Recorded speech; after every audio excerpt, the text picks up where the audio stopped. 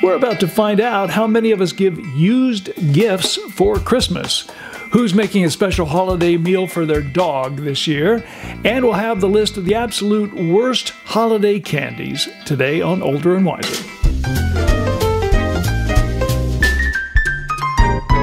Susan Sikora joins us as always from her home in Northern California, which she traditionally decorates like Santa's workshop. There's always something in every corner. I have pared down quite a bit. I mean, I live in a smaller space now anyway. So. Well, according to a recent survey from the Journal of Environmental Psychology, people who put up Christmas decorations, and lots of them, tend to be happier and friendlier just in life. What do you think? Is that possible? I think that sounds right, considering my past. but I will say this. I would not consider living in a space, even by myself, and not putting something up, not using something. So it just gives you the feeling, right? I pared down, but I would never not do. Psychologists say the Christmas decorations are nostalgic and they bring people back to a simpler and happier time, at least mentally, and it helps to boost dopamine and the feeling good hormone. What do you feel like when you're surrounded by Christmas decorations, you have sort of a feel-good thing going on? You know what it is? When I light the tree, and I really don't need anything else because I've got a small tree and a lot of lights on it, it's bright, it's cozy. It's cozy. Yeah, I don't know. Is there such a thing as too much Christmas decoration? Yeah, absolutely. Oh, I think there is. Yeah. I think people don't know where to start. Some people do it outside, at least. So they're not. I'm hoping that the people who have, they have Santa and they have Nativity and then they have Rudolph and they have this and they have the thing on the roof and they don't know where to stop. Yeah. And every now and then there used to be like maybe one house in a town that would do that. And now it's, the Great American Light Show or whatever. Well, that's fun to watch, but I certainly wouldn't want it. I wouldn't want to live in that house. Who wants to live with that? Not to mention, where do they get their electric bill at the end of the month? Here's a question for you. If you're renting an Airbnb, should you decorate it for Christmas? That's a question people have been asking, and I don't know. What do you think? This is a tough one because at Christmas time, I like to be home. Would I go to an Airbnb at Christmas? Probably not. And if I did, would I expect them to decorate? Probably not. And if they put one little tree up, well, maybe. I don't think it's in a hotel room, it would take up space that you need. Right. And in an Airbnb, what if you had kids? Let's say you went there with a family of three of you and you're there and your kid breaks the decoration. Yeah, now right. It gets a little complicated. No. Only 19% said they would prefer just neutral decor, no matter the time of year. I'm kind of in that zone somewhere. I wouldn't mind going somewhere and there's a little pine, wreath on the front door, but I don't want a Christmas tree in an Airbnb that I'm renting. You know what else too, Bob? I think maybe people who go away at Christmas, not all of them, certainly a lot of them look forward to going someplace special like my friends did. But there's probably people who go away because maybe, maybe they just got a divorce and they don't want to be around all the familiar things. That's correct. Yeah. And they want to get away from all that. Absolutely. So if the getaway means, more Christmas, then I might as well stay at home. Also, Christmas decorations are very personal. Just in general, the thing that brings you memories of Christmas are the specific Christmas decorations that you had. Somebody else's Christmas decorations just could feel like so much tacky garbage that's being thrown around the house. I think they would tend toward a designer look, all one color or something like that. Maybe, so I mean, if I had an Airbnb and we're renting it out, I would probably say, would you like this or not? And if they said no, it would be a small tree I could literally walk out with. And if it were yes, it would be a small tree I could walk in with. So smaller is better overall is kind of the idea. 37% indicated that the decoration should be neutral and not affiliated with any specific holiday or religion. So if you're not, does that include Christmas? Because I guess that would mean winter kind of decorations, not affiliated. I think it would. How does that work? I think it would probably be, you're probably safe with a tree maybe if they don't care or if they want it. But I don't think you're going to put a nativity scene. Christians and that do the whole Christmas tree thing, right? Like Jews I think do Christmas trees. I have friends who not all of them. People who are very observant Jews do not do Christmas trees. But again, there are people who are Jewish and who observe certain Jewish customs and maybe don't go to temple often or whatever, and they put up a tree. But they also light a menorah at Hanukkah. Okay. 60% of respondents indicate that the decor should match the culture and aesthetics of the place that they're visiting. I guess that means like if you're visiting Texas, then Santa should have a cowboy hat on. I don't care. Or some antlers, I'm looking to see what on the antlers, or I don't know what.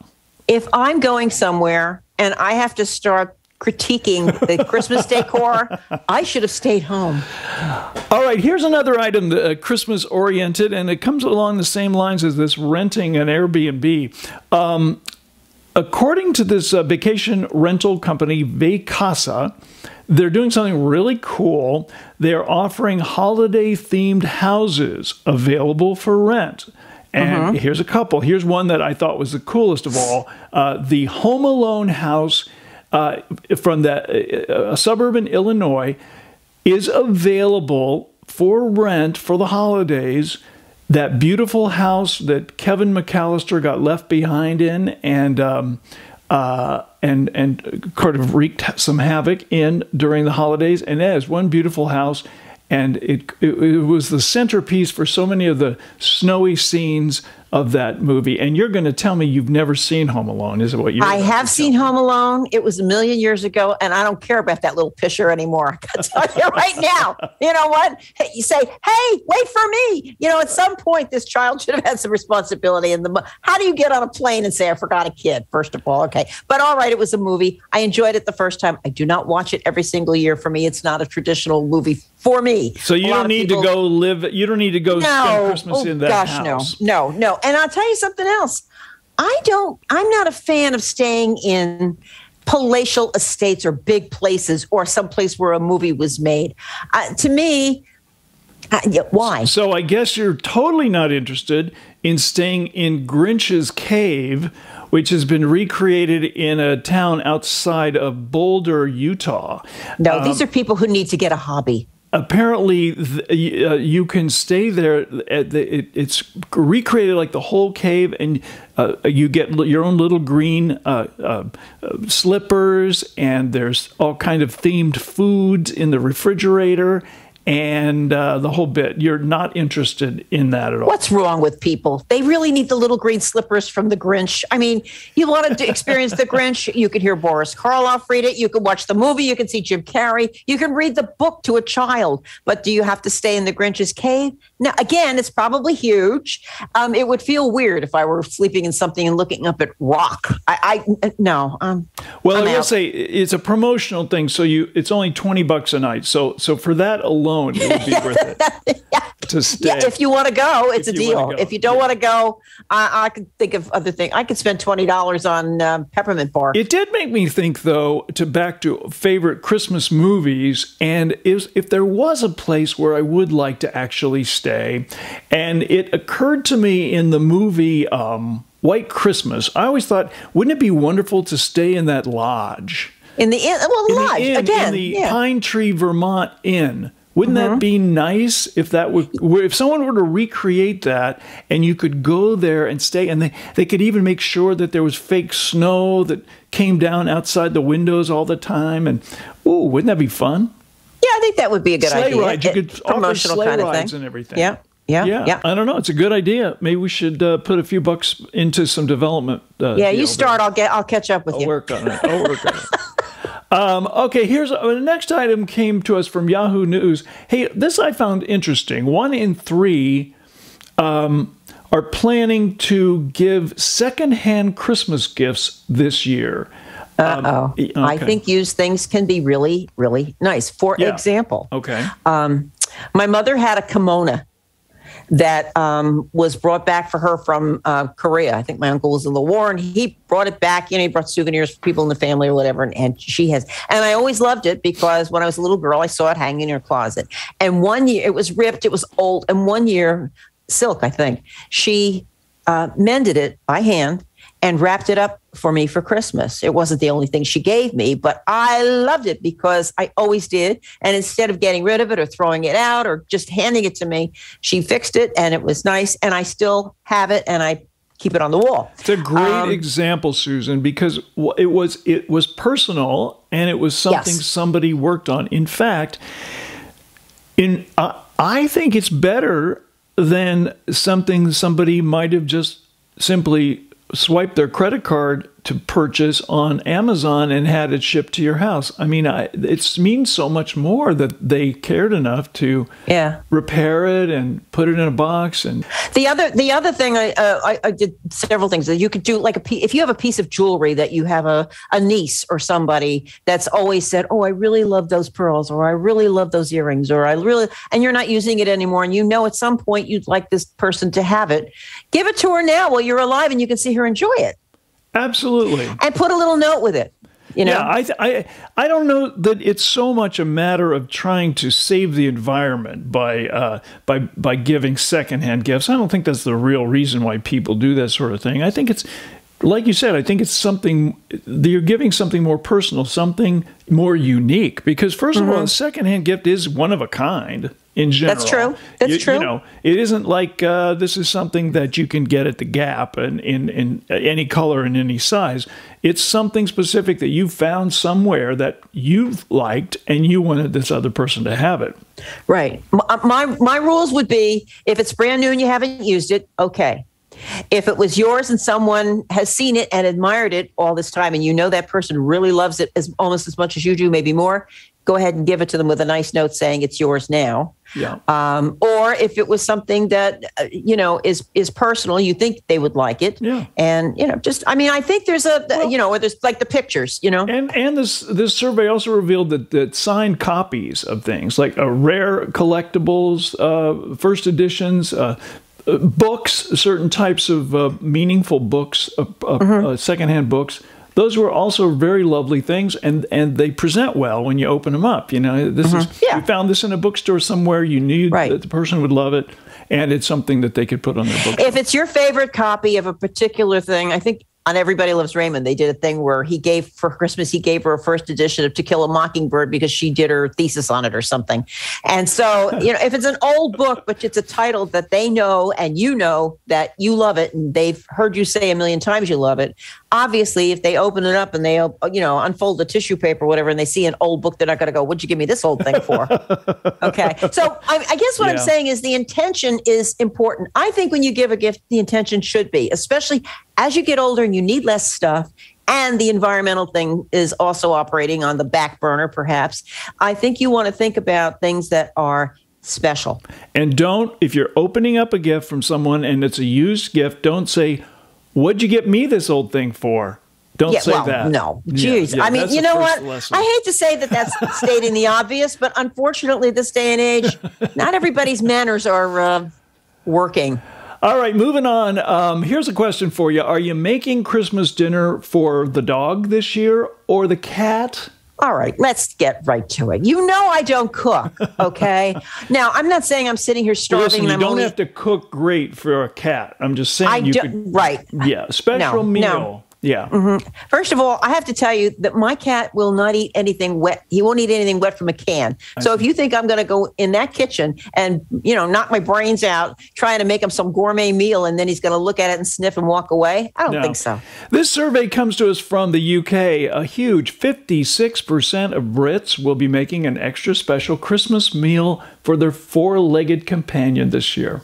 That's nice. That's over half of all people with dogs plan to make a special Christmas meal for their dog. Knock yourself out. Listen, seriously. Yeah, are people different in the UK than they are here? Do you think? I don't know, but I will tell you one thing that's probably the same no matter where you would try to do that. And that is a lot of times what we think is special, you better be thinking dog, not person, because you could put something very rich in that and your dog could be sick. And then Christmas Eve, you're looking for a vet who's open at night and they're not. Well, that is the challenge. If you give a dog or any pet a special meal, it can backfire on you. Because, that's right. That's right. Now, I thought this was really interesting. This also, UK, keep in mind, I don't know if folks over there are different. Men are more likely to dress up their dogs in December, with 29% of men compared to 19% of women donning matching Christmas sweaters alongside their best friend, the dog. Once again, I would say something like stamp collecting, crochet, get a hobby. People put reindeer ears on cats and dogs. That's right. My blood boils because I think to myself, if you want to do it for a family picture, fine. If you want the stupid dog to have to walk around with these stupid ears on them, well, I mean, I'm sure the dog is thinking, oh, God, here comes this crap again. You got it. You got to Give me a break. No. You're indulging yourself at the expense of the animal you say you love. All right. Finally, today, here are the top 10 worst Christmas candies according go ahead. to a survey. You know, we always like to know what the top 10 worst candies are, and there's candies for every time of year. Halloween, we don't actually care that much. Well, we did this at Halloween, and candystore.com likes to put out this list. Okay. So of the things that people hate to have the most for Christmas. Number 10, peppermint bark. Now, I like peppermint bark. I like it too. I do too. But I will say this, and I've read some things online. The price has gone up and the recipes have changed. It used to be a thinner piece of chocolate with the peppermint scattered in. Mm-hmm. And now it's white chocolate and dark chocolate, and it's harder, and the peppermint's there. And not only that, but you can break a tooth. Well, I was going to say, you know, you get to a certain age and things are, you know, your teeth are kind of held together by duct tape. You can break a filling at any age. You could lose a tooth chewing on anything that's sticky and hard. But I like it. I like the taste of it. But I like the older recipes, and I don't need a great big box. Make a smaller portion of it. There's some people that do it pretty well. Ghirardelli used to do a good one, and I think theirs is thinner. And I might look at theirs again because it's a smaller package, and I might get one and see what it looks like. Number 9 is one that people seem to hate, but I just love, and that is the chocolate oranges. Have you ever gotten those in the box? No, I never have. They're split in little, like sections, like an orange. Yeah. And I love the flavor of chocolate and orange together. I think that's a great combo, but people don't like it. If somebody said, would you like to try one? I would say yes. If someone said, would you like to buy one? I'd say, nah, not really. Yeah, it's a gift. It's a gifty sort of a thing. Number 8, ribbon candy. Hate that stuff. Yeah, no, I don't like the shape of it. It's hard. Again, dental work. Number 7, non-peppermint candy canes. Didn't know they had non-peppermint. Why would you do that? Don't know. No, I don't think I'd like that. Peeps. Did you know they had Peeps for Christmas? Yes. Every now and then I see it and I think, am I having an out-of-body experience? Because that's Easter usually. Yeah. Or spring. And now they do every holiday, and it's cute. And I like the story of Peeps and how it's an American product and all that stuff. But do I need... I never buy a whole thing of kind Peeps. Of marshmallowy thing, and it's not... they have them shaped as Christmas trees rather than little ducks. One or two of put yourself right into a sugar coma. Number 5, old-fashioned hard candy mix. I used to hate the stupid hard candy my grandmother would put on the coffee table, and it literally would just sit there the whole season because nobody else would dig into it either, and the hard candy would glue itself together into one big mass, and it would just sit there. The last thing you want is some grandmother or well, not your grandfather, I don't know, your grandmother giving you a piece of candy and it's got lint from the bottom of her purse on it. You sound like you speak from experience. Number 4, Lifesavers storybooks. Now, I used to love these, actually. Lifesavers story? No. My father got Lifesavers because he used them as breath mints. Here's what it was. Storybooks, it used to come in a little box of like 3 or 4 rolls of Lifesavers, and it would fold together, and it would be like a little book, and it was all decorated for Christmas, and you could give it to a friend at school. You know, in those gift exchanges they had at school, and you had to spend under a certain amount. Well, the Lifesavers storybooks were right at that amount. can't remember what the amount was. It might have been 50 cents or $1. I'm not sure. But and you bought this? Yeah, you'd buy them and give them to friends, and then you get... So what you get is 4 rolls of Lifesavers in all different flavors, and it was really quite good. I like that. I never did it, never bought it. I probably wouldn't care. Number 3, reindeer corn. What is that? What is that? I don't Seriously. know. Reindeer corn? I don't know. I'm not buying it. I don't like the idea of it. You suppose it's like candy corn? That's the first thing I thought of, but I don't think it would be. What color would you make it? Brown? It doesn't, there's no picture. I have no idea what that is. Somebody has to tell us. Number 2, chocolate-covered cherry cordials. Oh, please, my favorite. Are you kidding? This is on the list. They're not bad. They're pretty, they're okay. There's other candy I'd rather have because I'm not going to have everything. So I would rather have some other things. But, you can have mine if I get them. This was literally number 2 on the most hated. I don't understand it. I would eat a whole box of cherry cordials on my own without any help from anyone. Yes. Bob, if anybody sends me cherry cordials, I'll re-gift them to you. Secondhand cherry cordials are just as good as new. So that's absolutely fine with me. Okay. And number 1 most hated candy, according to candystore.com, is Christmas nougat. Oh, I know what you mean, because they usually have like dried fruit in them. Don't they? Oh, are those white things with the little pieces? Is that what Christmas nougat is? I think so. I don't know. You don't see that a lot anymore. Yes, that's what it is. But they're white. They're circular, and they have little pieces of different colored candy in it. Once you start screwing around with dropping things in the nougat, no, I don't, Yeah, that's a lesson for life just in general. Don't be dropping things in your nougat. Yeah. I'm more interested in cookies at this point in life. And the Christmas cookie I absolutely love is the amaretti. Don't know that. Italian. Yeah, they're Italian. Oh, you've seen them, I'm sure. They taste like amaretto. That's the flavor. Kind of. And they're kind of a macaroon, and they're small, and they're great for dunking. Well, it's time for us to say goodbye. Any final thoughts from you? We always go to you for a final thought of the day. So what is yours today? If you're going to give somebody something that's not brand new, make it something that's going to be special to them. That's really a good, serious thought for the day, and I think that's something we should all consider. Very nice idea. If you're not going to give something to someone that's new, let it be something that is special and meaningful to you. Okay. Absolutely. Yeah. Well, on that note, it's time to say goodbye. For all the stuff that matters when you're 50 plus, visit us at olderandwiser.com. Thanks, Susan Sikora, for another good podcast. Always fun. We'll see you next time.